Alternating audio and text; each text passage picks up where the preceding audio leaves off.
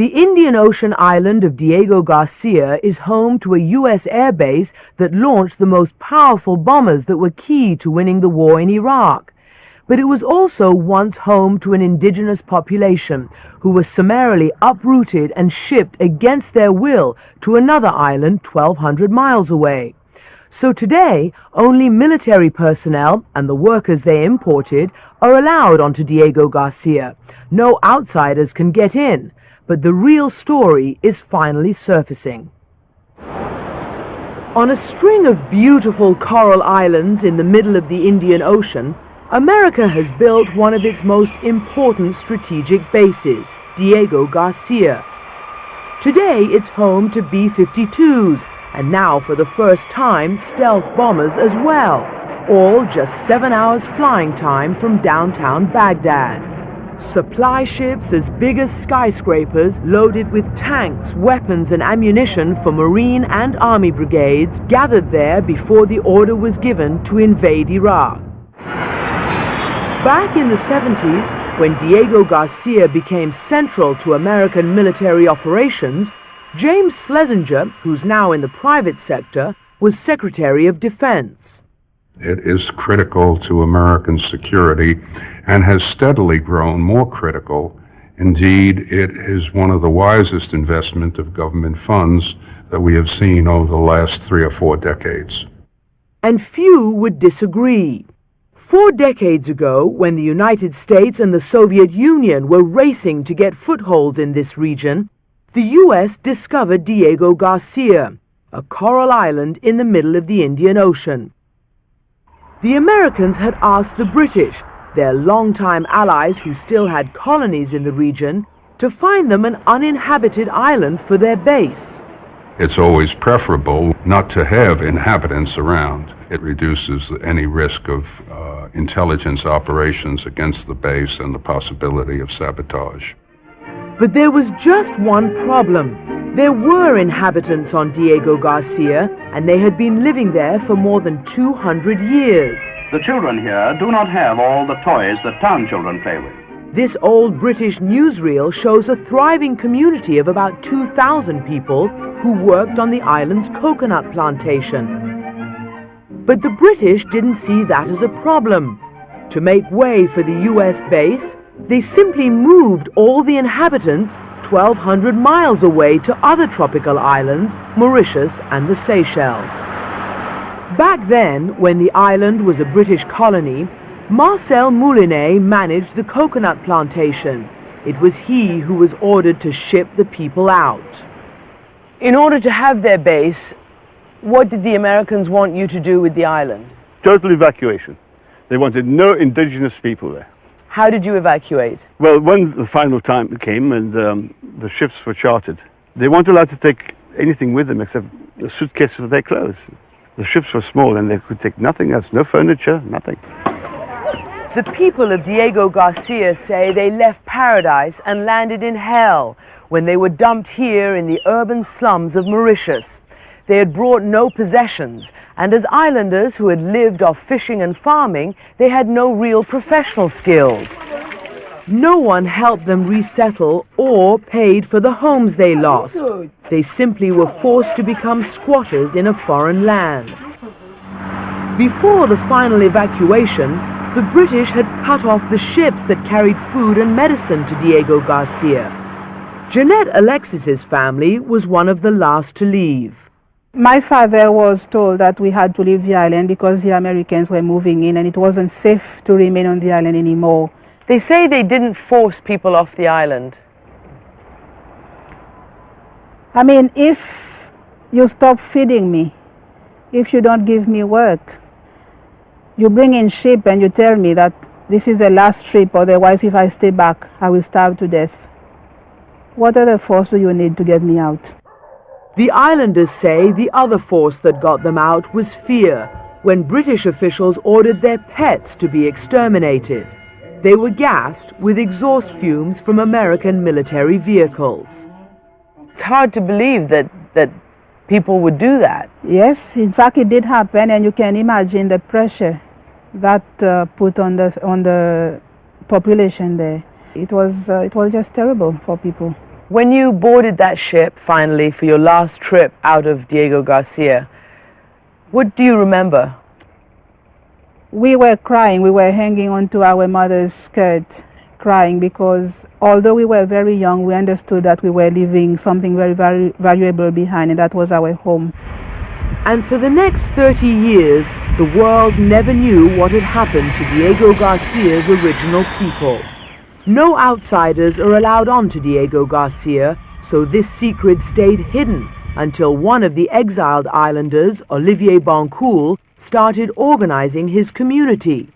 He was angry by the years of misery that his people had been forced to endure. 3 of his own brothers drank themselves to death, dispirited by their poverty and unemployment. One of his sisters was so homesick that she committed suicide. And it's very sad. This is why I will never give up. All the difficulty is because of the US and the UK. They have turned people's life into a nightmare. This is why. So 3 years ago, Olivier traveled to London to take the British government to court. His big break came when he and his lawyer, Richard Gifford, found secret documents that had recently been declassified, that described the agreement between the United States and British governments to build the base on DiegoGarcia. Here we have the legal expert in the Foreign Office, in which he's got a paragraph headed "Maintaining the Fiction." The fiction that DiegoGarcia had no native people. These British documents show colonial officials thought that no one would notice if they deported the islanders. Were you surprised when you started digging at the memos you found between the Americans and the British? I find it rather shameful, yes. Here we have a rather interesting little memorandum of the British government. There will be no indigenous population except seagulls. Another British document confirms that evicting the people and leaving the island to the seagulls was done at the request of the United States. It reads, "The United States government will require the removal of the entire population of the atoll by July." The Americans telling that to the British? Yes, and the British were only too happy to oblige. And what did the British get in return for providing the Americans a population-free island? Polaris missiles for their submarines. The US reduced the price by $14 million, or 5 million British pounds. Well, you have to understand that the stiff upper lips hardly quivered at the idea of moving the population. Didn't care. So £5 million was a massive incentive compared with a very modest conscience problem. Uncovering this paper trail brought Gifford and Bancoul a stunning victory.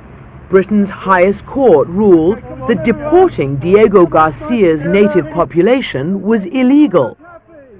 But the euphoria didn't last long, because the court didn't propose a remedy, neither money nor what the people wanted most, to return home and the right to earn a living on the base. Do you think, given the security situation right now, the war on terrorism, do you think they will ever really be able to go back to DiegoGarcia? The position of the islanders is that they never objected to the US base on Diego, but the islanders are extremely bitter that they are denied employment on the base, precisely because they come from there. Especially since the base employs several thousand civilian workers from other countries like the Philippines. Benoit Emilien used to recruit those civilian employees. That's me again with the commanding officer. Your job was to find workers to work on that top secret American base. Were native DiegoGarcians ever allowed to go back and work there? Definitely no. Why not? I was given instruction to be careful. They don't want any kind of claim or demonstration. And when Benoit tried to talk to his American friends on the base about DiegoGarcia's original inhabitants, he found the subject was taboo. It's like this, they stay away, like... they don't want to know? No, they don't want to know. And they don't want visitors. When the islanders asked to visit their family graves, they were told in this letter from the British government that the US had to grant permission. It reads, "We have consulted the US authorities who have confirmed that they cannot agree to it at the present time." So last August, the islanders appealed directly to President Bush. But the Bush administration said it was Britain's call. This letter reads, "Because of the vital role the facility plays in the global war on terrorism, British authorities have denied permission to visit DiegoGarcia. We concur and support the decision."